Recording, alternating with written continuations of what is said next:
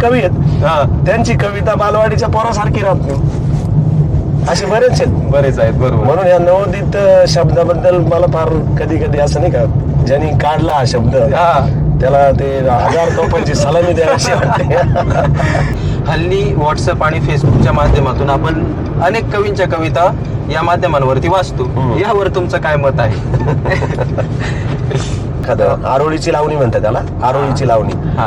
दीन दयाळा रे रंग सावळा अन गरुडावर स्वारी, गरुडावर स्वारी रे ठिकाण तुझं पाल पेंबरी दाजी रे. शहरात राहून ग्रामीण कविता लिहिणारे कवी आणि गाव खेड्यात राहून ग्रामीण कविता लिहिणारे कवी,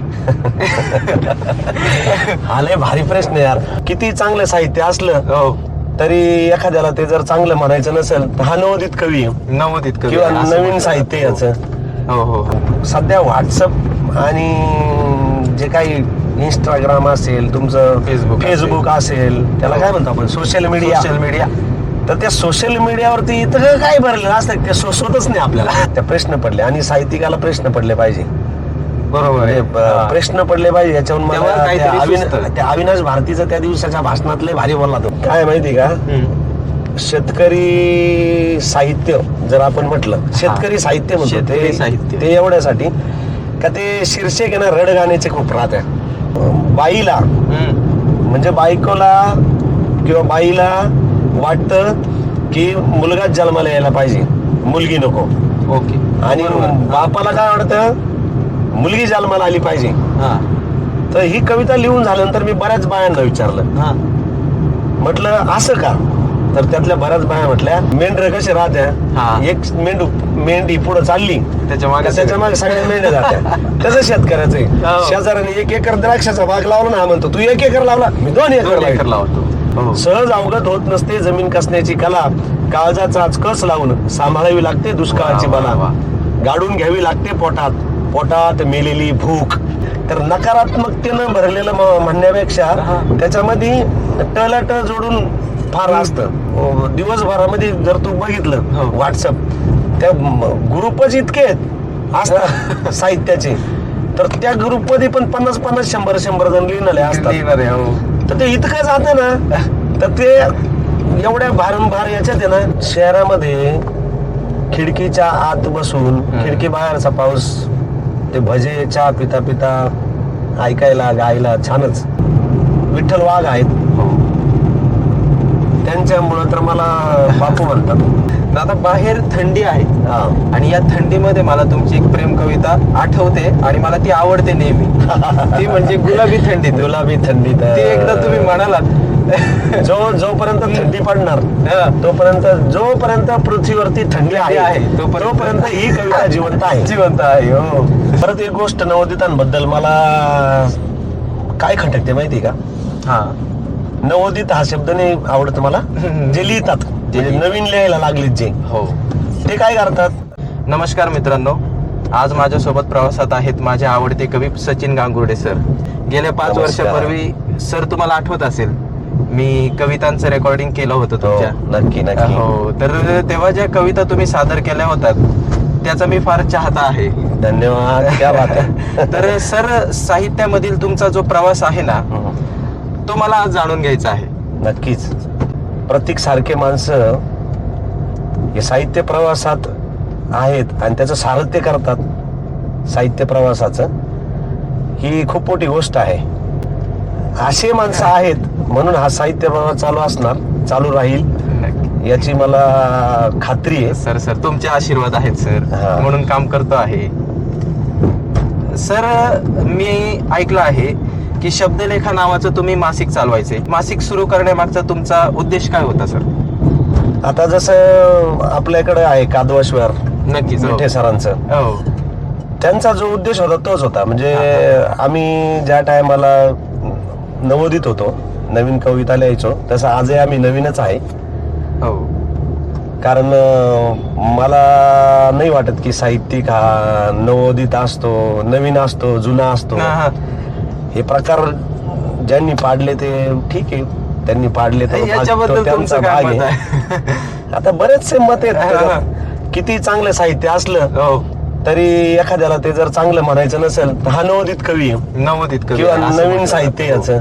हो हो हो. अशा बऱ्याचशे नवीन लिहिणारे पण खूप लोक आहेत, हा खूप मुलं आहेत, हो त्यांना आपण नवोदित म्हणतो, परंतु त्यांचं साहित्य सकस हे आहे. ज्येष्ठ साहित्यिकांच्या पलीकडचं आहे. बरोबर पलीकडचं म्हणाल मी, सकस तर असतच ते असतंच, हा. आहेच. आणि अशांना जर डावलायचं असेलच, हा त्याला पुढे येऊच द्यायचं नसेल, मग तर मग तो नवोदित कवी. नवोदित म्हणून द्यायचं. हो, तर हो. नवोदित म्हटलं का ते एक शिक्का पडतो, नवोदित कवी हा, हा आणि मग तो नवोदितच राहून जातो. मग तो नवोदितला होतो तरी नवोदितच राहतो. आणि नवोदितले जे आहेत ते जागा सोडायला तयार नाही. हो, हो, आणि हो. ते नवोदितले म्हणतात का हा नवोदित आहे. आणि नवोदितांतली जे नवोदितले कवी आहेत, हा त्यांची कविता बालवाडीच्या पोरासारखी राहत नाही. असे बरेच आहेत. बरेच आहेत. बरोबर. म्हणून या नवोदित शब्दाबद्दल मला फार कधी कधी असं नाही का, ज्यांनी काढला हा शब्द हा त्याला ते 1000 तोफांची सलामी द्यायची वाटते. सर मग मासिकाचं काम करत असताना तुम्ही संपादक म्हणून काम बघत होता, हा. मग कविता आधी येऊ लागली की संपादकीय तुम्ही आधी हे काम केलं नाही, त्याच्यासाठी? काय होतं याची आवड. मला जीवनमार्ग नावाचं एक मासिक होतं. म्हणजे आपल्याकडं आदिवासी पट्ट्यांमध्ये हो मार्क्सवादी कम्युनिस्ट पक्षानं जी चळवळ उभी केली गायरानांच्या संदर्भात, हो आणि त्या चळवळीत मी पण होतो. म्हणजे 1992 आमच्याकडे ती चळवळ उभी राहिली. हा शिंदवड, तळेगाव, तिसगाव हे जे पट्टा आहे, हा. याच्यात जे आधी वनजमिनी ज्या होत्या, त्या वनजमिनी बऱ्याचशा फॉरेस्ट खात्यामध्ये होत्या. आणि तिथं मग त्या लोकांनी लढा सुरू केला. मग त्या लढ्यातलं सगळं ते डिटेल्स वगैरे त्या जीवनमार्ग नावाच्या मासिकात यायचं. म्हणजे तो संघर्ष त्यांचा. आणि आपण पण याच्यात कुठंतरी लिहिलं पाहिजे, लिहितं झालं पाहिजे. कारण तो जो त्यांचा संघर्ष आहे तो मी जवळून पाहिजो. आणि त्यांचा संघर्ष मांडण्यासाठी एक हक्काचं व्यासपीठ तेव्हा जीवनमार्ग होतं, परंतु ते संपूर्ण महाराष्ट्रातून यायचं, महिन्याला यायचं, तुमच्या नेहमीच्या समाजात नव्हत्या. मग म्हटलं, मग सुरुवात लिहायला मी जीवनमार्ग मासिकातून केली. मग तिथं माझे लेख असायचे, कविता असायच्या. प्रभाकर संजीगिरी म्हणून जे आहेत, मार्क्सवादी कम्युनिस्ट पक्षाचे त्या टायमाला ते सरचिटणीस होते. ते विक्रोळीला राहायचे. आणि त्या मासिकात मी लिहायला लागलो आणि त्या मासिकाची प्रेरणा घेतली मी. मग म्हटलं आपण सुद्धा जसं हे शेतकऱ्यांच्या समस्या ते जीवनमार्ग नावाचं मासिक. त्या मासिकात लिहित असताना तुमचं वय काय होतं तेव्हा? 10वी पास आउट झालं. ओके. आणि मग ते आधी कविता लिहायचो मी. खरं त्या मासिकाचा जो वापर आहे, वापरच म्हणेल मी, कारण आमच्या आता तुमच्या म्हणण्याप्रमाणे आमच्या नवोदितांच्या लेखनाला व्यासपीठच नव्हतं. तर मग ते कुठंतरी ते जे साहित्य त्या कविता त्या शांत बसू देत नसायच्या. आणि मग ते मासिक यायला लागलं. त्या चळवळीत उभा राहिलो, मोर्चे बिरचे त्यांच्यात जायला लागलो. त्या मासिकाचा पैसे भरून एक शब्द खास महत्वाचा, वर्गणी भरून ते मी मासिक सुरू केलं. मग ते मासिक यायला लागलं. त्यात मग ते बातम्या पण द्यायचो. त्याच्यानंतर ते आपली कविता बातम्यांसोबत रेटून द्यायचो. आणि मग ते कुठेतरी झालं असं की आपण पण असं मासिक करावं. ते संजीगिरी सरांसोबत चांगले संपर्क तयार झाले. आणि त्यांना विचारलं मी, म्हटलं जर असं मला करायचं एक मासिक, तर मग ते बरेचसे नावं, तेव्हा चित्रलेखा नावाचं एक साप्ताहिक यायचं. चित्रलेखा नाव. मग ते आपलं कुठंतरी असं त्या तडजोडीचं नाव असावं. आणि मग मी असे बरेचसे नाव दिले होते रजिस्ट्रेशनसाठी. मग त्यातून ते शब्दलेखा त्याचं रजिस्ट्रेशन झालं होतं. परंतु परिस्थितीनुसार, काळानुसार ते मासिक नाही चालवता आलं मला. कारण मासिक चालवणं आता मिटे सरांना जर विचारलं, किती मोठी गोष्ट आहे. मिटे सरांना विचारा, म्हणजे ज्याला घरावर तुळशी पात्र ठेवून एखादं काम करायचं तर ते कसं करायचं त्यांच्याहून शिकायचं. आणि मग तेवढं मला नाही करता आलं. माझं वय म्हणा किंवा एवढे तेव्हा कॉन्टॅक्ट नव्हते, त्याच्यामुळे ते मासिक बंद पडलं. परंतु हेतू हाच होता की नवोदित हातांना एक नवोदित म्हणण्यापेक्षा नवोदित शब्दच मला तसा पटत नाही. जे दर्जेदार लिखाण आहे तर ते कुठंतरी लोकांसमोर आलं पाहिजे. त्याची समीक्षा झाली पाहिजे. त्याची दर्जेदार असेल तर वाहवा झाली पाहिजे. आणि ते लोक पुढे आले पाहिजे. हा त्याचा एक उद्देश होता. त्याच्या अगोदर हो नाही, त्याच काळामध्ये जेव्हा मी नवीन लिहायला लागलो तेव्हा मला जे पुढे आणलं तर ते देशदूतला फुलोरा नावाचा सदर यायचा. फुलोरा मालुंजकर सर, रवींद्र मालुंजकर सर, तर ते चालवायचे ते सदर. तर त्यांनी माझ्या कवितांना ते एक पेज दिलं होतं म्हणजे ते साप्ताहिक होतं ते. आणि त्याच्यात एक आठवड्यातला एक दिवस माझा होता. आणि त्या कविता वाचून मला तेव्हा पत्र वगैरे यायचे, फोन वगैरे नव्हते एवढे, प्रतिक्रिया लोकांच्या. त्या प्रतिक्रिया जेव्हा आल्या मी बघितल्या तर ती पण एक ऊर्जा होतीच. आणि म्हणून ते मी सुरू केलं. अशी एखादी प्रतिक्रिया आहे का जी आजपर्यंत तुमच्या लक्षात आहे? त्या टायमाला माझी त्याच्यातच मला ते वाटतं एक कविता होती. तर त्या कवितेचं एकाने घरात पोस्टर बनवलं होतं. आठवते का ती कविता? तर त्यातली आलेली कविता म्हणजे मला नीट आठवत नाही, खूप जुना विषय, 5-6 कविता होत्या. त्यातली वारकरी नावाची कविता होती. आणि त्या कवितेबद्दल पत्र यायचे तेव्हा, प्रतिक्रिया पत्रांवरती यायचे. तर एकाने मस्त विठ्ठलाचा फोटो वगैरे करून त्या कवितेच्या ओळी लिहून पाठवल्या. याच्या इतकी मोठी प्रतिक्रिया काय असेल?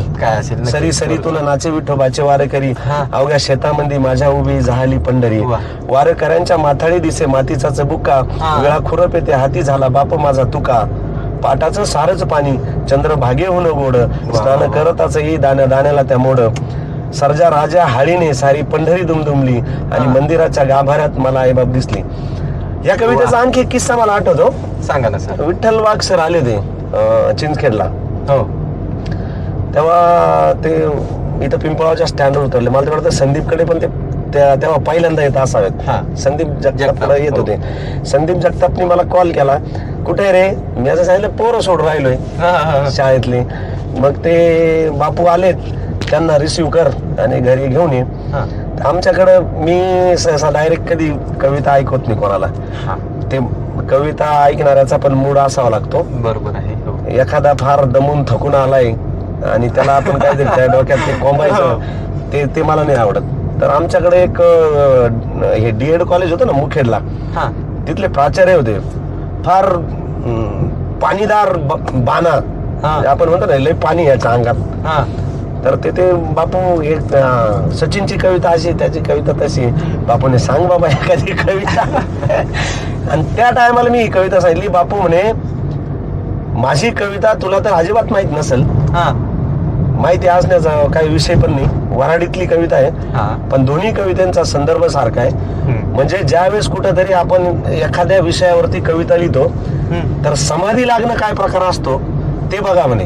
म्हणजे ज्यावेळेस आपण लिहितो समाधी लागणे आणि सारख्या कविता येणे, त्यांची काहीतरी आखाडिले अरे तुम्ही मा वावर पंढरी असं काहीतरी कविता होती, म्हणजे सारख्या अशा विषयाची.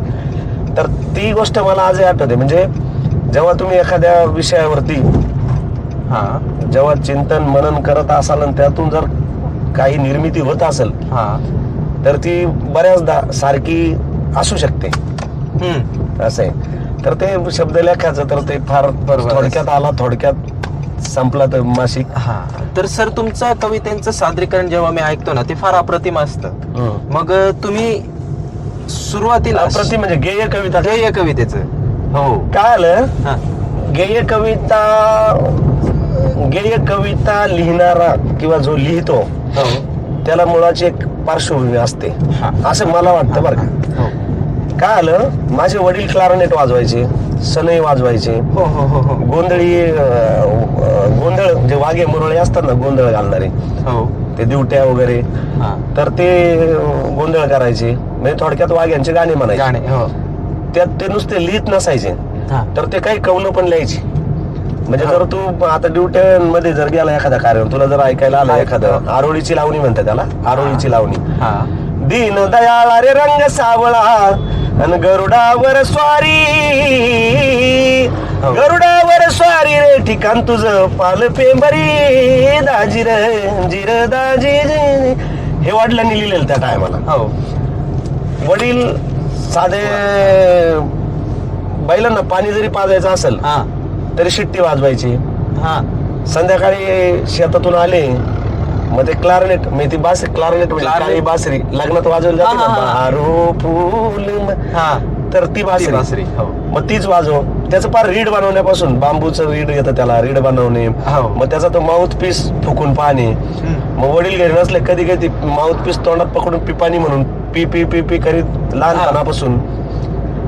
त्याच्यानंतर आजोबा उत्कृष्ट सनई वाजवायचे. हम्म. माझी आई जी आहे तर आईला अण्णाभाऊ साठे, अमर शेख यांनी अंगा खांद्यावर खेळवलेलं. हा ते माटुंगा लेबर कॅम्पला राहायचे. माझ्या आईला हा म्हणजे आमचे जे आजोबा होते तर ते मिल ज्या मिल होत्या कपड्याच्या सुतगिरण्या म्हणू आपण त्याला, तर ते त्या अधिकारी होते. हा आणि त्या यांनी मग आईचं जे बालपण होतं हो. 4वी-5वी पर्यंतच, तर ते labour camp Dadar Matunga labour कॅम्पला गेलं. हम्म. तर ते 22 नंबर चाळीमध्ये त्यांच्या 2 खोल्या होत्या. हा एका खोलीत राहायच्या अण्णाभाऊ साठे, अमर शेख, आणि एका खोलीमध्ये हे राहायचे. मग ते त्यांचे पोवाडे, त्यांचं ते कौन ते आईच्या बालमनावरती रुजले गेले. मग आईला त्यातून कवितांची आवड निर्माण झाली. आई मला चांगलं आठवतं कविता गायची चांगली. आई सुद्धा कविता आई चांगल्या आई गायच्या. आई सुद्धा कविता गायची चांगली. हा. तिला शब्दांची जाण होती. वडील क्लारनेट वाजवायचे, सनई वाजवायचे, संबळ वाजवायचे, ढोलकी वाजवायचे, आजोबा सनई वाजवायचे. तर हे बाल संस्कारच संगीताचे ते तुमच्यावर मनावरती पडले, लहानपणापासून पडले. मग त्यातून गुणगुण आलं. हा मग गुणगुणताना आपल्याला वाटलं की अरे ही काहीतरी चांगली चाल आहे.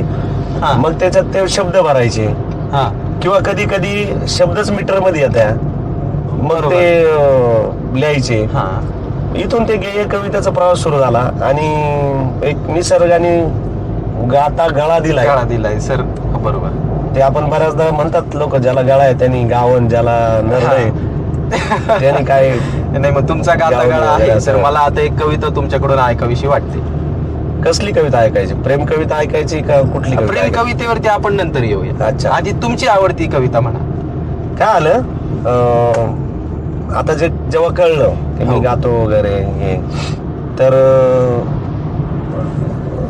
बालभारतीला हा राईट टू एज्युकेशन 2009चा जो कायदा आला, हम्म. मोफत सक्तीचं शिक्षण, हा तर आपल्याकडे बऱ्याचशा शाळांमध्ये तो कायदा अंमलात आणत नव्हते.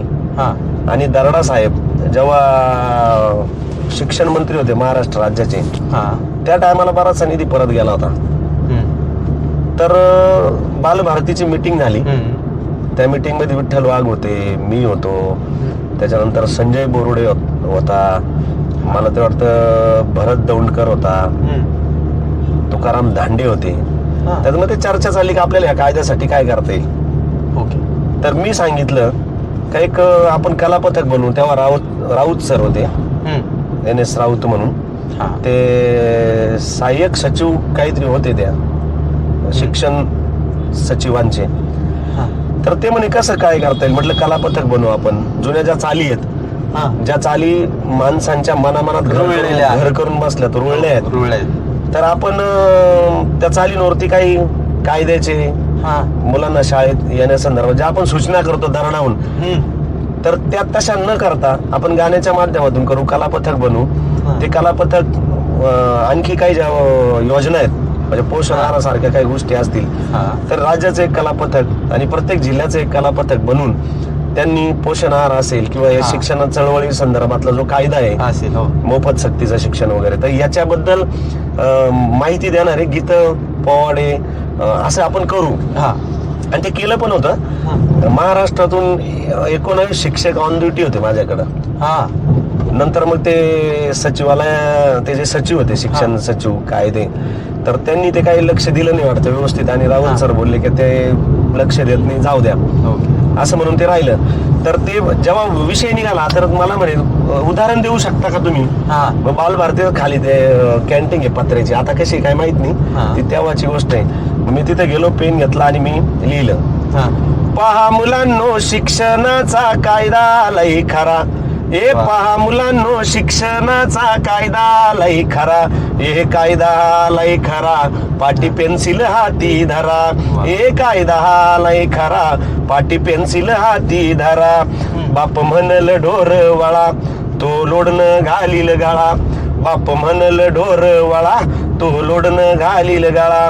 अज्ञानाच्या राक्षसाला पेटवा की भरभरा, ए अज्ञानाच्या राक्षसाला पेटवा की भरभरा, ए पेटवा की भरभरा, पाटी पेन्सिल हाती धरा, ए पेटवा की भरभरा, पाटी पेन्सिल हाती धरा.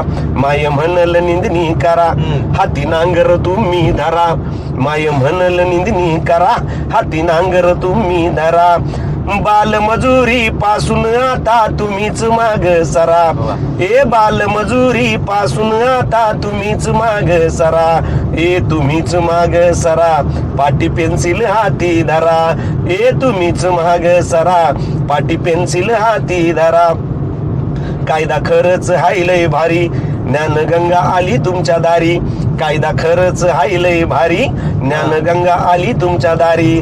मुला मुलींच्या शिक्षणाचा विचार आता करा, ए मुला मुलींच्या शिक्षणाचा विचार आता करा, ए विचार आता करा, पाटी पेन्सिल हाती धरा, ए विचार आता करा, पाटी पेन्सिल हाती धरा. शिक्षण ज्ञानाचा हा दिवा, प्रकाश अंधारल्या जीवा, शिक्षण ज्ञानाचा हा दिवा, प्रकाश अंधारल्या जीवा. काळोखाच्या घरट्या मंदी आशेचा किरण भरा, ए काळोखाच्या घरट्या मंदी आशेचा किरण भरा, ए आशेचा किरण भरा, पाटी पेन्सिल हाती धरा, ए आशेचा किरण भरा, पाटी पेन्सिल हाती धरा, पाटी पेन्सिल हाती धरा. त्या टायमाला बरेचसे दर्जेदार असे, नंतर मग ते उदाहरण दिल्यानंतर ते बोलले ठीक आहे आपण कलापथक करू. बरेच दर्जेदार म्हणजे प्रभाकर साळेगावकर असतील माजलगावचे, त्यांनी दिलं होतं असा प्रभावी याला कायदा, मुला मुलींना नवा वायदा. बाबा म्हणती जावे शाळेला, गुरुजी म्हणती यावे शाळेला. अक्षरांच्या मार्गावरचे दूर झाले सारे काटे, हर्षमनी हा वाटे, हर्षमनी हा वाटे. तर गेय कवितेच्या संदर्भात आपली चर्चा चालली आहे. आणि मग कसं आहे, कविता ज्यावेळेस आपण लिहितो, कोणती कविता असेल किंवा काही साहित्य असेल, ते समाजाच्या उपयोगासाठीच लिहितो आणि ते उपयोगात आलं पाहिजे. बरोबर. तर गेय कविता समाजासाठी अशा. त्याच्यानंतर आपली एक श्री भ्रूण हत्येवरची कविता आहे. आई म्हणून कुण्या बाईला, आई म्हणून कुण्या बाईला साध फिरुनी देऊ नका, देऊ नका. गर्भामधल्या काळ्या खोडूनी सुगंध त्यातील मारू नका. तुझी आवडती कविता. गर्भामधल्या काळ्या खोडूनी सुगंध त्यातील मारू नका. एक कळी उमलली थोर, झाला शिवबातीचा पोर, एक कळी उमलली थोर, झाला शिवबातीचा पोर. पोरा पोरीचा भेद करूनी, पोरा पोरीचा भेद करूनी, पोरीला कचऱ्यात टाकू नका, टाकू नका. गर्भामधल्या काळ्या खोडूनी सुगंध त्यातील मारू नका, गर्भामधल्या काळ्या खोडूनी सुगंध त्यातील मारू नका. साऱ्या सावित्रीच्या ज्योती तिने कैक लाविल्या वाती, साऱ्या सावित्रीच्या ज्योती तिने कैक लाविल्या वाती. उजेडाची साक्ष देणाऱ्या, उजेडाची साक्ष देणाऱ्या वाती व फुंकर घालू नका, घालू नका. गर्भामधल्या काळ्या खोडूनी सुगंध त्यातील मारू नका, गर्भामधल्या काळ्या खोडूनी सुगंध त्यातील मारू नका.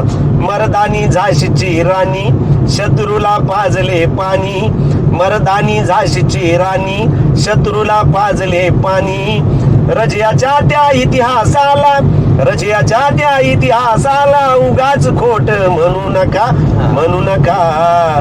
गर्भामधल्या काळ्या खोडूनी सुगंध त्यातील मारू नका, गर्भामधल्या काळ्या खोडूनी सुगंध त्यातील मारू नका.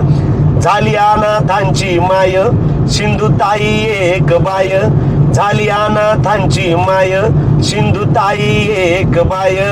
मदर तेरेसा उभ्या जगाची, मदर तेरेसा उभ्या जगाची धर्मात तिला कोंडू नका कोंडू नका गर्भामधल्या कळ्या खोडूनी सुगंध त्यातील मारू नका गर्भामधल्या कळ्या खोडूनी सुगंध त्यातील मारू नका होता दारिद्र्याचा काळ पंखात भरले बळ होता दारिद्र्याचा काळ पंखात भरले बळ भीमरावाला साथ देणाऱ्या भीमरावाला हात देणाऱ्या रमाचा इसर पाडू नका गर्भामधल्या कळ्या खोडूनी सुगंध त्यातील मारू नका गर्भामधल्या कळ्या खोडूनी सुगंध त्यातील मारू नका आई म्हणून कुण्या बाईला साध फिरूनी देऊ नका गर्भामधल्या कळ्या खोडूनी सुगंध त्यातील मारू नका. त्यात ऐकताना बऱ्याच लोकांना प्रश्न पडतो का नाही माहित नाही. हे कविता असल्यामुळे ते काहींच्या शब्दाकडे लक्ष असतं, काहींना चाल आवडते, काहींना आवाज आवडतो. ही कविता लिहित असताना मला आई म्हणून कुण्या बाईला साथ फिरवून देऊ नका, आई म्हणून कुण्या बाईला हे कसं वाटेल. लिहून तर झालंय बरोबर, पण हे कसं वाटेल. तर मग मी माझ्या मनात होतं असं का बाईला म्हणजे बायकोला किंवा बाईला वाटतं की मुलगाच जन्माला यायला पाहिजे, मुलगी नको. ओके. आणि बापाला काय वाटतं मुलगी जन्माला आली पाहिजे. तर ही कविता लिहून झाल्यानंतर मी बऱ्याच बायांना विचारलं, म्हटलं असं का. तर त्यातल्या बऱ्याच बाया म्हटल्या आमच्या वाट्याला जे आलं, जे दुःख आमच्या वाट्याला आलं, म्हणजे आता ठीक आहे कायदा फास्ट ट्रॅक वरती आता स्त्रियांचं छळवणूक नाही होत, पण काही बिचाऱ्या नको बाबा समाजाची इज्जत असते आणि आपले घरचे काय म्हणतील किंवा आपल्या घरची म्हणजे घरची कोणती माहेरची इज्जत जाईल म्हणून त्या मुखात छळ करतात सण तो भाग वेगळा. तर ते मुळात त्या बाईच्या मनात असतं की माझ्या पोटी मुलगाच आला पाहिजे. हे छळ नाही होत आला पाहिजे जी माझ्यावर. आता ह्याच तुला दोन कविता ऐकवण्यामागचं हेतू काय माहिती का. कविता जसं तुला मग म्हटलं समाजाचं देणं लागतं बरोबर, त्यात तुला कविता ऐकायच्या होत्या म्हणून म्हटलं आपल्या नेहमीच्याच ऐकण्यापेक्षा न ऐकलेलं थोड्या ती एक आई म्हणून आवडतीच कविता तुझी. पण आपण समाजाचं देणं लागतो काहीतरी आणि त्या हिशोबाने अशा कविता लिहित असतो. तुमचा जो कविता संग्रह आहे ना जमीन कसण्याची कला, याचं नाव मला फार आवडतं. तर हे नाव तुम्हाला द्यावंसं का वाटलं. काय माहिती का, शेतकरी साहित्य जर आपण म्हटलं शेतकरी साहित्य म्हणतो ते एवढ्यासाठी का ते शीर्षक आहे ना रड गाण्याचे खूप राहत आहे आणि नकारात्मकता असते त्याच्यात. आपण उभारी द्यायची असते शेतीला. अहो माझे वडील साधं आऊट हाकताना बैलाला थकवा येतो, त्याच्यात ऊर्जा भरण्यासाठी आरोळी द्यायचे. नंद्या चाल रे तू राजा आणि माझ्या बैला रे भाऊ रे दादा हे. आता हे त्याच्यात ऊर्जा जर आपण शेतकरी बैलात जर ऊर्जा भरली पाहिजे हो, तर ते शेतकरी जर नुसता मरतोय हेच लिहित राहिले तर तो उठणार नाही ना. तो बरोबर तो उभा कसा राहील. साध्या बैलाला आपण त्यांनी आपलं वहीत काढावं, त्याला थकवा जाणवू नये, त्याच्यात उत्साह भरायचा. आपण माझा बाप ते आऊत हाकताना बऱ्याचदा ह्या आरोळ्या मी ऐकायचो आणि तेव्हा मला जाणवलं की हे बापाचं गायचं हाऊस नाही, बापही दमलेला, बैलही दमले, सकाळपासून ते राबू राहिले, आऊत ओढू राहिले. मग ते ऊर्जा बैलांमध्ये जर आपण भरतो तर शेतकऱ्यांमध्ये कधी भरायची. आणि वेगळं म्हटलं आपण रडगाण्याचं टायटल देण्यापेक्षा वेगळं देऊ काहीतरी. आणि खरंच ती कलाच आहे बरोबर, ज्यांनी ती व्यवस्थित केली तर नियोजनबद्ध शेती असेल. त्याच्यात काय होतं बऱ्याचदा मेंढर कसे राहत्या, एक मेंढी पुढे चालली त्याच्या मागे सगळ्या मेंढ्या जात्या. तसं शेतकऱ्याचं आहे. शेजाऱ्याने 1 एकर द्राक्षाचा बाग लावला ना, म्हणतो तू 1 एकर लावला मी 2 एकर लावतो. ते होतं काय, आवक वाढते ना सगळ्या मेंढ्यांना. वेगवेगळे तुम्ही शेतीत प्रयोग केले पाहिजे. आता बरेचसे शेतकरी का ते नफ्यातच असतात कायम. आमच्या गावाला एक दवंगे म्हणून 2 भाऊ आहेत. त्यांची शेती मी जशी पाहतो तसं इतकं नियोजन काटेकोर असतं. त्यांचा माल मार्केटला तेव्हा येतो जेव्हा कोणाचा राहत नाही. म्हणजे ते अभ्यासपूर्ण शेती करा. अभ्यासपूर्ण शेती आणि ती कला आहे ना, तुम्ही आत्मसात करा ना. बरोबर आहे. आणि ते कवितेचं टायटल आहे माझ्या ते, सहज अवगत होत नसते जमीन कसण्याची कला. सहज अवगत होत नसते जमीन कसण्याची कला. काळजाचा कस लावून सांभाळावी लागते दुष्काळाची बला. गाडून घ्यावी लागते पोटात, पोटात मेलेली भूक. गाडून घ्यावी लागते पोटात, पोटात मेलेली भूक. दिसाड लोटावं लागतं रोज येणार कोडगदुक. घ्यावा लागतो तळठाव गाभडून गेलेल्या नाडग्याचा. घ्यावा लागतो तळठाव गाभडून गेलेल्या नाडग्याचा. आभाळ समजून ठेवावा मान घोट भरल्या वाडग्याचा. आसवांवर वलवायचं असतं मन दुःखाचे मोडायचे असतात बारे. आसवांवर वलवायचं असतं मन दुःखाचे मोडायचे असतात बारे. घाम जिरून मातीत भिजवून घ्यायचे असतात सारे. धरून ठेवावी लागते ओल, ओल जाणाऱ्या मातीची. आता आपण ना ते वाईक जपण्यासाठी याच्यात सुखात जाय त्याच्या दुःखात जाय, तर हे काय असतं ते एक नात्यातली ओल धरून ठेवण्याचं आपलं काम असतं. तसंच शेतीचं आहे, धरून ठेवावी लागते ओल, ओल जाणाऱ्या मातीची. आणि जळून राख होत असते तेल नसल्या वातीची. बीजांडिक प्रक्रिया करावी लागते आडसाल्या बीजावर. बीजांडिक प्रक्रिया करावी लागते आडसाल्या बीजावर. आणि कधीच भरोसा ठेवायचा नसतो गडगडणाऱ्या बीजांवर. आता हे जेव्हा कडवं मी लिहिलं त्यावेळेस नवरात्रीचा टाइम होता. आजीनी खत असतं ना, खत खिडकी वेगळी, मातीच्या घराला जे खाच केलेली असते काही ठेवण्यासाठी त्याला आपण खत म्हणतो. तर त्या खत्यामध्ये घट बसवलेला होता. म्हणजे ते बघितल्यानंतर हे कडवं लिहिलं मी खरं म्हणजे. तर ते विचार करत होतो मी, म्हटलं नवरात्रीचा टाइम आहे, माती आहे, मातीत गहूच का टाकत्या, प्रश्न पडले. आणि साहित्यिकाला प्रश्न पडले पाहिजे.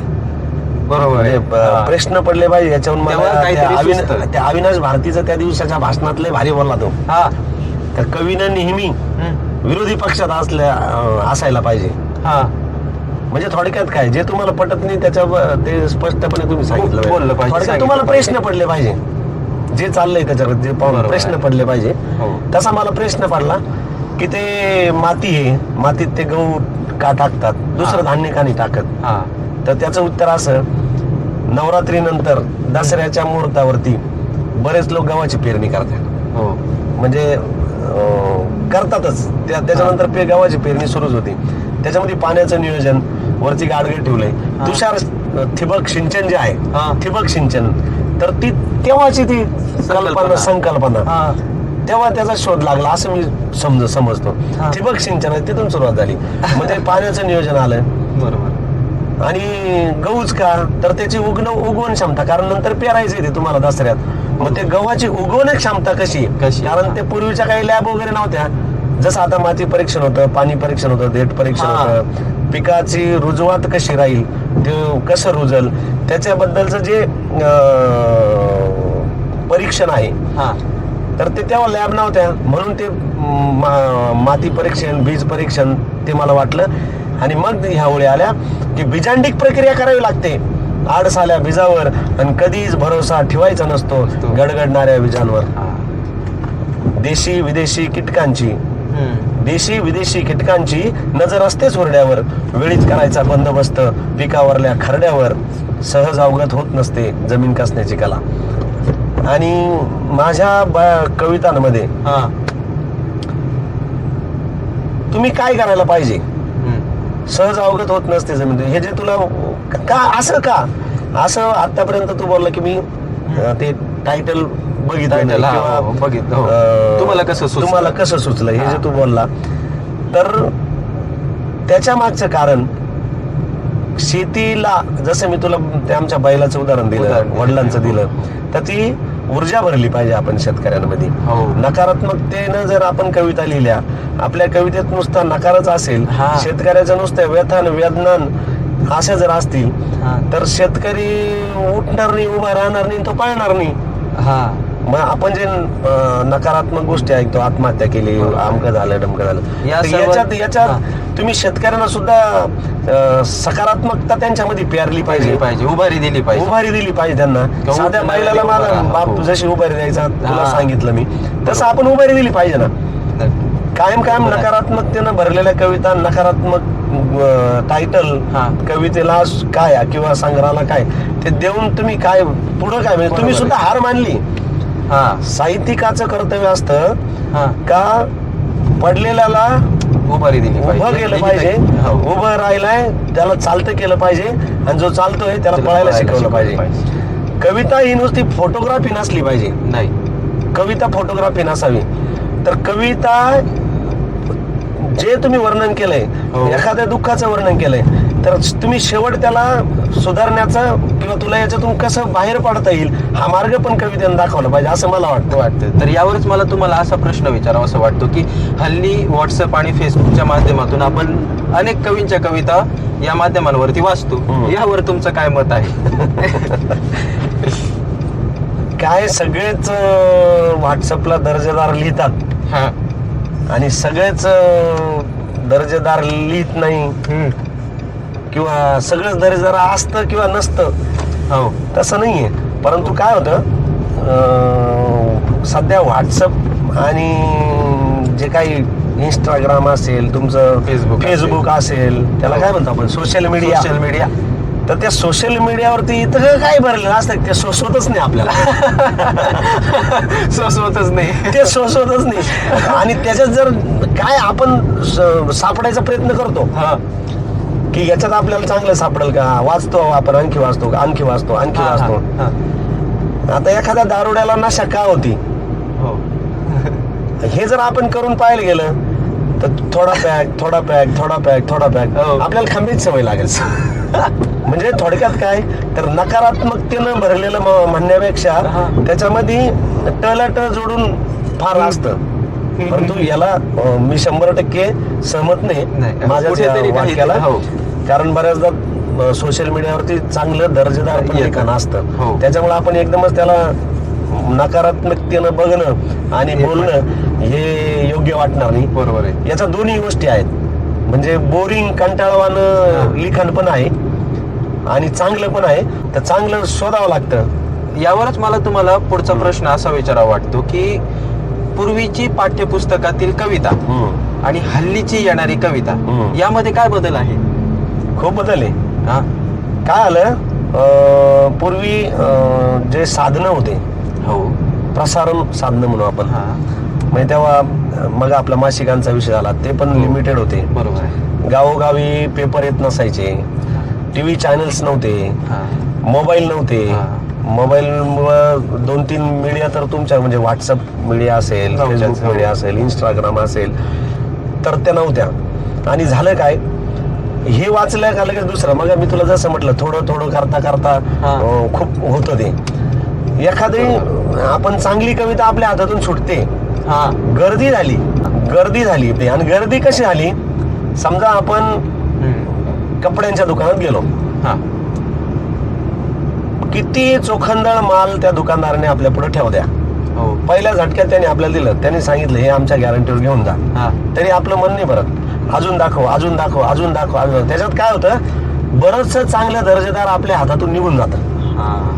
पूर्वी काय होतं, पाठ्यपुस्तक म्हणजे घरामध्ये जर 4 भाऊ आहेत, पहिली, दुसरी, तिसरी, चौथी, तर त्या घरामध्ये वर्षभर या 4 वर्गाच्या कविता ऐकायला पडायच्या कानावर, कारण दुसरं माध्यम नव्हतं. म्हणजे बानी जगडे लढीवाळा, निज माझ्या बाळा, अशा कविता वर्षभर ऐकायला मिळायच्या. आणि त्या कवितांचे संस्कार व्हायचे. आता काय आलं, मीडियामुळं, म्हणजे मीडियाचं बरंच साधनं आलेत, त्याच्यामुळं आपल्याला दिवसभरामध्ये, पूर्वी 4 वर्गाचं जसं उदाहरण दिलं मी, 4 वर्गांच्या तेवढ्याच कविता. मग कधी लहान पहिलीची एखादी कविता गुणगुणत असेल नाही का, चांदू मामा बागलास काय, निमोनीचा झाडा खायला लपलास काय, किंवा नाच रे मोरा आंब्याच्या बनात असेल. मग एखादा आणखी एखादी वेगळी कविता म्हणत असेल तर ह्याच कविता त्या घरामध्ये वर्षभर असायच्या. दुसरं त्याला नव्हतं ना. बरोबर आहे. आता मी जसं कपड्याच्या दुकानातलं उदाहरण दिलं तसं आता दिवसभरामध्ये जर तू बघितलं व्हॉट्सअप त्या ग्रुपच इतके असतात साहित्याचे, तर त्या ग्रुपमध्ये पण 50-50, 100-100 जण लिहिणारे असतात. तर ते इतकं जातं ना, तर ते एवढ्या भारंभार याच्यात आहे ना एखादी चांगली दर्जेदार कलाकृती निघून जाती, ती आपल्या लक्षात येत नाही. बरोबर. यावर मला असं विचारावं वाटतं की शहरात राहून ग्रामीण कविता लिहिणारे कवी आणि गाव खेड्यात राहून ग्रामीण कविता लिहिणारे कवी. हा लय भारी प्रश्न यार. मला बऱ्याचदा प्रश्न पडतो का शेती मातीवरती ज्याचा कधी तो बांधावर गेला नाही, भुईमुगाच्या शेंगा पाल्याला येत्या का खाली जमिनीत येत्या त्याचं काय माहित नाही, आणि तो शेती मातीवर कविता लिहितो. ज्याचा शेती मातीशी काही गंध नाही, ते कसं राहत, रिम झिम झडती श्रावण धारा. आता ती कविता तुला माहिती असेल. आता ती कविता एखाद्या समजा आपल्याकडे मेंढपाळ येतात, ते मेंढपाळाकडे जर तो पाऊस पडला तर ते त्याचं सगळं छप्पर भिजलंय, टेंट त्याचा तो भिजलाय, त्यात त्याचं पीठ भिजलंय, सगळं पाऊसाने असा हाहाकार केलाय, त्याच्या मेंढ्यांना बसायला जागा नाही, तर त्याला त्या श्रावण रिमझिम कशा वाटणार हो. म्हणजे एक उदाहरण दिलं. दोन्ही म्हणजे ही कविता तर सुंदरच आहे, चांगली ती, त्याच्याबद्दल मला बोलायचं नाही, मी फक्त संदर्भ दिला त्याचा. कविता छान आहे, प्रत्येकासाठी अनुभव सरांची कविता ती. पण मला हे सांगायचं का प्रत्येक ठिकाणचं वातावरण वेगवेगळं असतं. अवकाळी पाऊस पडला समजा, बदा द्राक्ष फुलोऱ्यात राहणे, आणि बदा पाऊस पडून राहिलाय, गव आडवे झालेत, द्राक्ष मण्यांची गळ झाली, कांदा सोडून राहिलाय, तिथं त्या शेतात बसून म्हणणार घरी माझी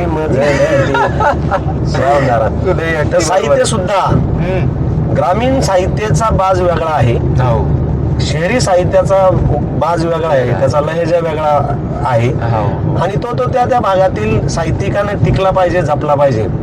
तर पाडगावकरांची ही जी कविता आहे तर ती शहरामध्ये खिडकीच्या आत बसून खिडकी बाहेरचा पाऊस, ते भजे चहा पिता पिता ऐकायला गायला छानच.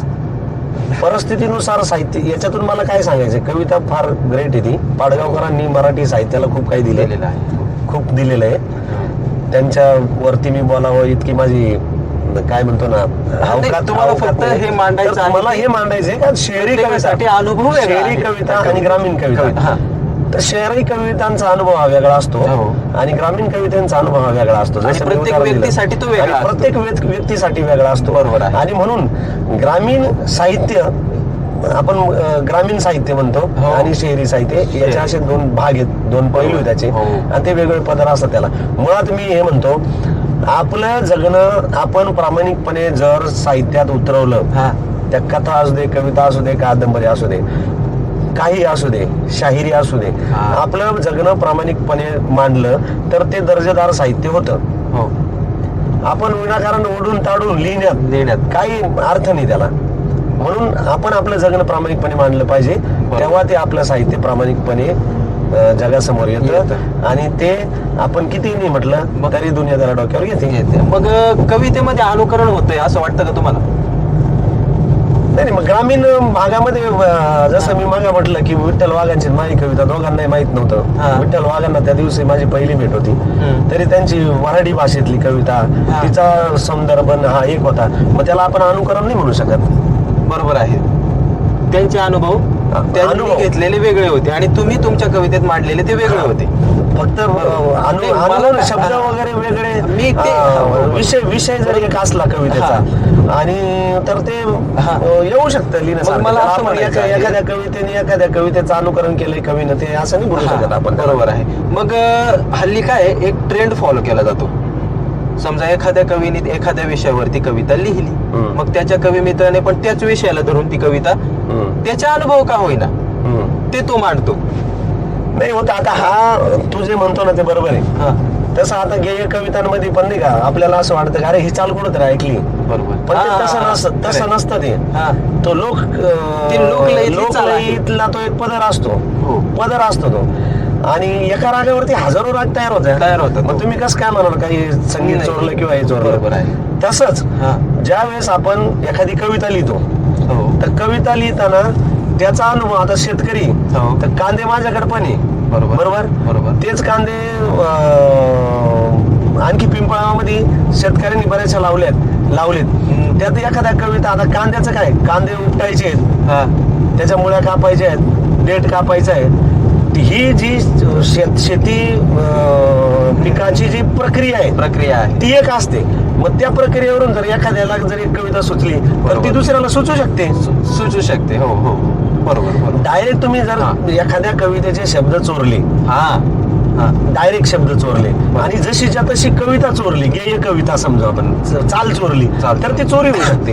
किंवा ते अनुकरण म्हणण्यापेक्षा ती चोरीच म्हणू आपण. बरोबर. परंतु मी जे सांगितलं की लोकलयीला एक पदर असतो, तसाच अनुभव शेती मातीतले सारखे असतात.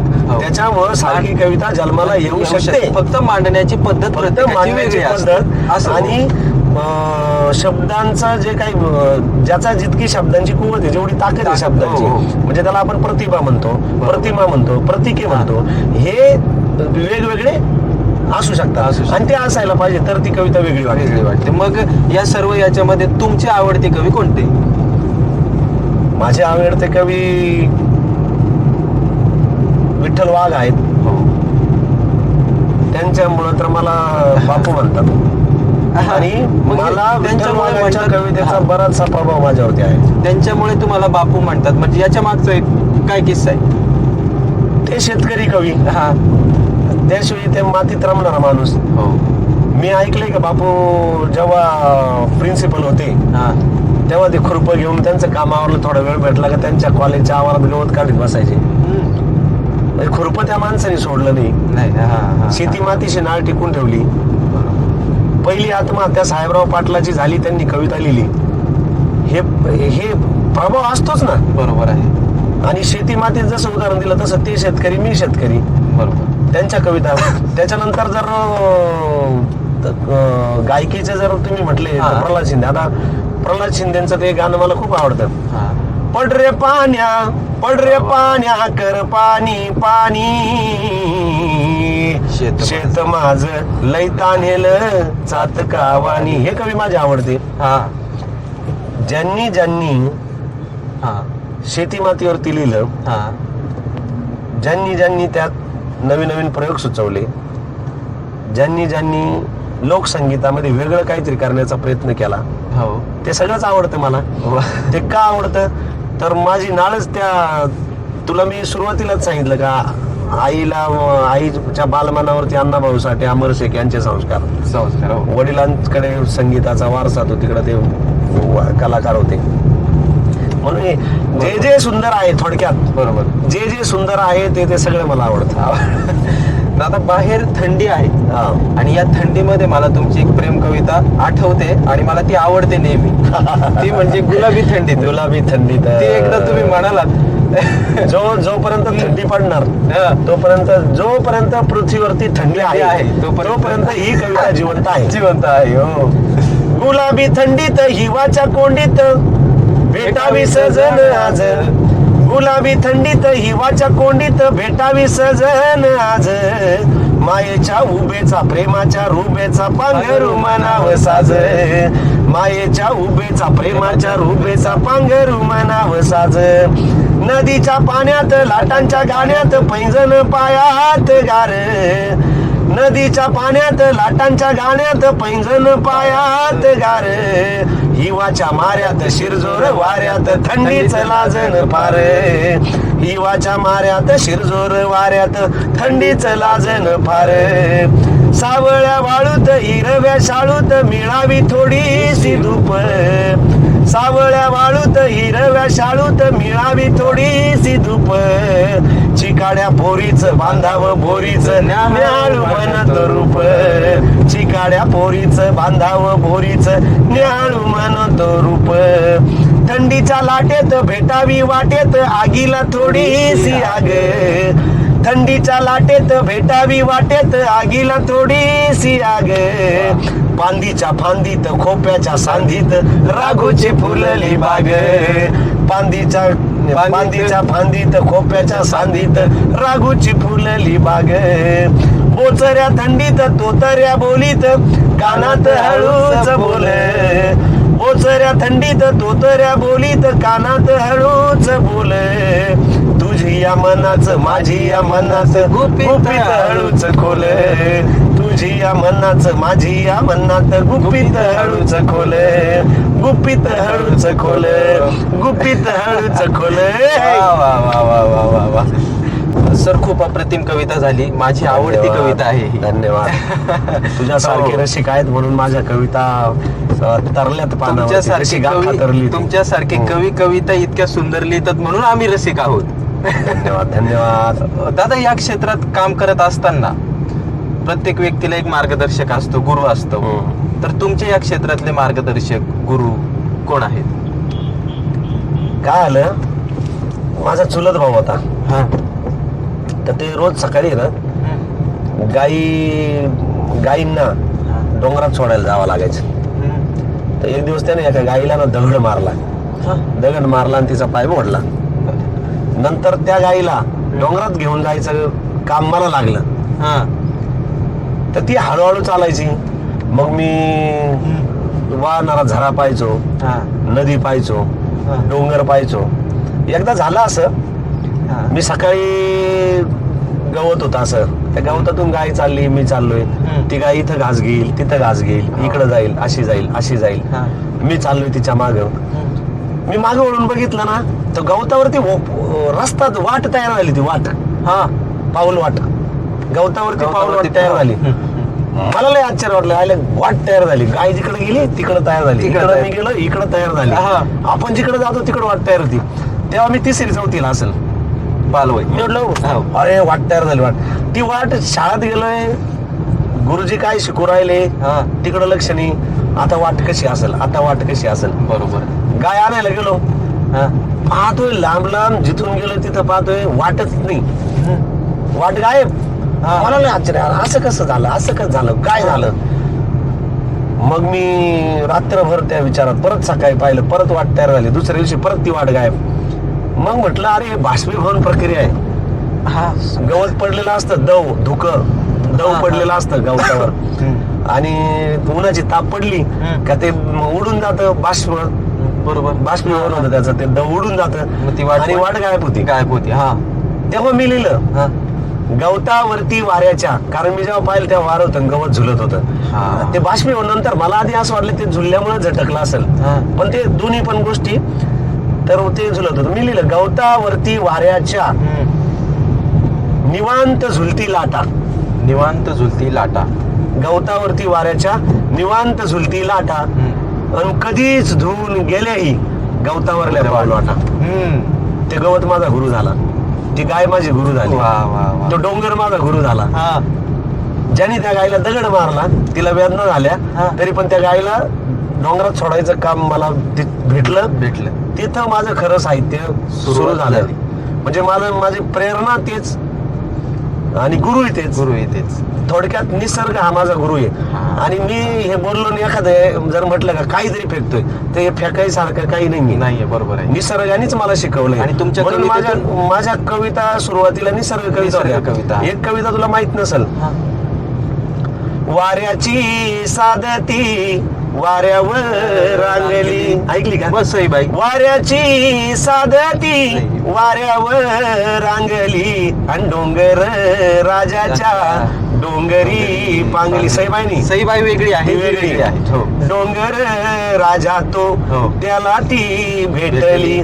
डोंगर राजा तो, त्याला ती भेटली, आणि त्याला भेटण्या झाडांशी खेटली. भिजली सजली रानात लाजली, भिजली सजली रानात लाजली, आणि रानात लाजता रानची वाटली.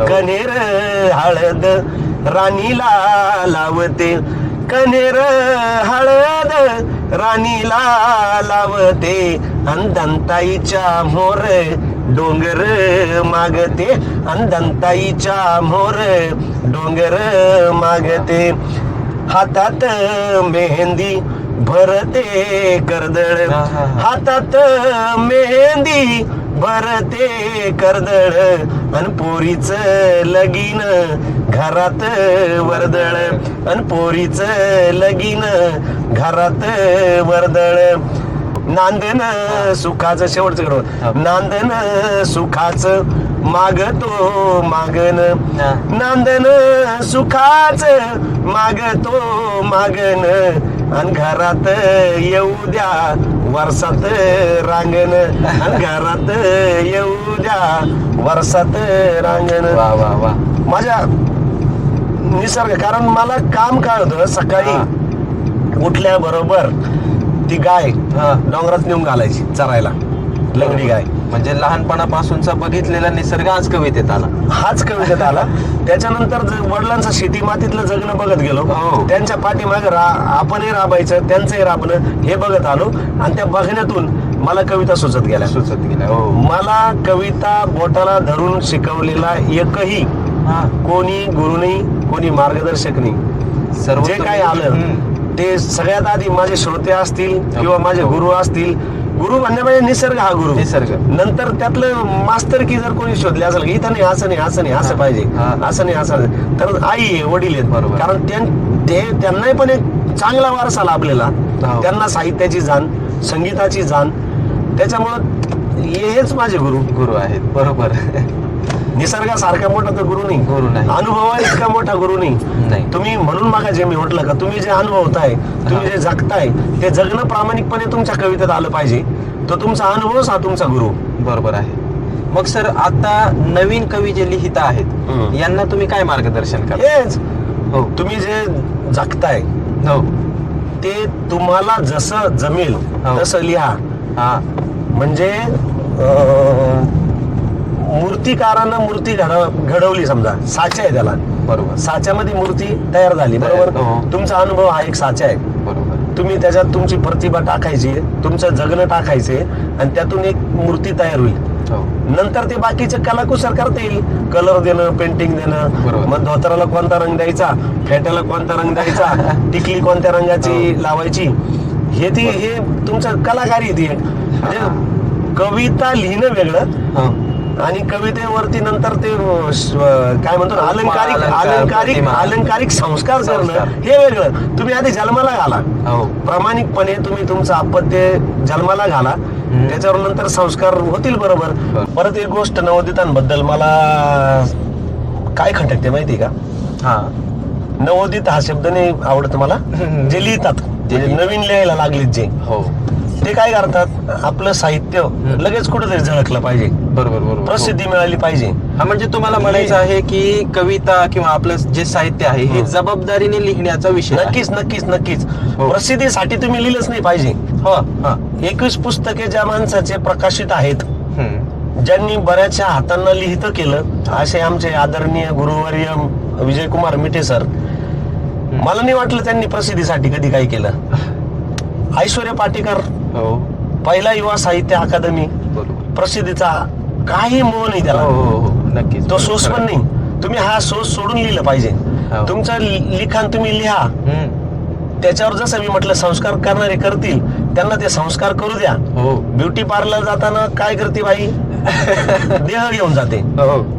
तसं तुम्ही तो तुमचा देह हा घडवा जन्माला येऊ द्या तुमचं अपत्य. नंतर ते देह घेऊन जा पार्लरला त्याच्यावरती रंगरंगटी करायचं काम ते करतील.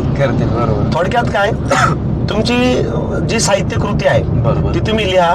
प्रसिद्धीचा हव्यास सोडून द्या. आता फेसबुक वगैरे माझा विषय घेतला लिहिलं आपण काहीतरी लिहितो आणि लगेच ते टाकून देतो. हा प्रसिद्धीचा मोह झाला ना. बरोबर आहे. तर तो मोह टाळला पाहिजे आणि प्रसिद्धीसाठी लिहिलं नाही पाहिजे. बरोबर आहे. तुमचं चांगलं असेल त्याला प्रसिद्धी भेटल. तुला वाटलं की आज सरांकडे जावा त्यांना आपण एक चर्चा करावी जाता आणि आलो आपण, ते करतोय. बरोबर आहे. आता ही काही प्रसिद्धी नाहीये. नाही, मला तुमच्याबद्दल तुला वाटलं. माझ्याबद्दल वाटणं, हो. तर हे लोकांना वाटू द्या. तुमच्या साहित्याची दखल घेऊ द्या. हो. तुम्ही लगेच लिहिणार, लगेच ते टाकणार, मग ते कसं आहे, काय आहे, मग ते त्याच्यावरती चर्चा नाही ना होत. त्याच्यावरती काम झालं पाहिजे. त्याच्यावरती काम झालं पाहिजे. हो. बरोबर, काम झालं काम पाहिजे. झालं पाहिजे. म्हणून तुम्ही ते तुमचा आपत्ती जन्माला घाला, हा. त्याच्यावरती संस्कार करा. कारण आधी तुमचे संस्कार कसे आहेत ते बघा. नंतर लोक जेव्हा तुम्हाला म्हणतील काय पोरगा असं जेव्हा हो. याचं लक्ष नाही, आईबापाचं लक्ष नाही, तेव्हा ठरवा काय आपल्या साहित्यात काहीतरी उणीव राहिली उणीव राहिली. हा. आणि ती शोधा. बरोबर. आणि आपलं जे जगणं आहे ना मुळात, हा. ते मांडा. ओढून ताडून नाही. कविता करण्यात किंवा कुठली साहित्य निर्मिती करण्यात काही अर्थ नाही. बरोबर. माझं नवोदितन हेच सांगणं राहील. सांगता काय. नक्की सर, आज तुम्ही तुमचा खूप महत्वाचा वेळ मला दिला. आणि जे काही साहित्यिक आहेत, आता नवोदित म्हणणं योग्य नाही, परंतु जे साहित्यावरती प्रेम करतात, नवीन लिहितात लिहित आहेत, त्यांना जे तुम्ही मार्गदर्शन दिलं, त्यासाठी तुमचे खूप मनापासून मी धन्यवाद मानतो. आभार. हो. आणि परत पुन्हा एकदा कधीतरी आपण नक्की एका प्रवासामध्ये परत भेटू. नक्कीच नक्कीच आणि नक्कीच. या साहित्य विषयावरती अजून खोलवर चर्चा करू. नक्कीच नक्कीच. तर तुम्ही तुमचा वेळ दिला सर. चर्चा झाल्या हा. पाहिजे खरं म्हणजे. आणि दखल घेणारे माणसं जोपर्यंत आहेत, हो. साहित्याचे कविता असेल, कवी असेल, यांची दखल घेणारी माणसं जोपर्यंत आहेत, हो. तोपर्यंत हे साहित्य चिरंतर राहणार. नक्की. याच्याबद्दल कुठलाही मनामध्ये किंतु परंतु नाही. त्याबद्दल तुम्ही आमची दखल घेता, आमच्या साहित्याची घेता, त्याबद्दल तुमचे मनापासून खूप खूप आभार. धन्यवाद सर.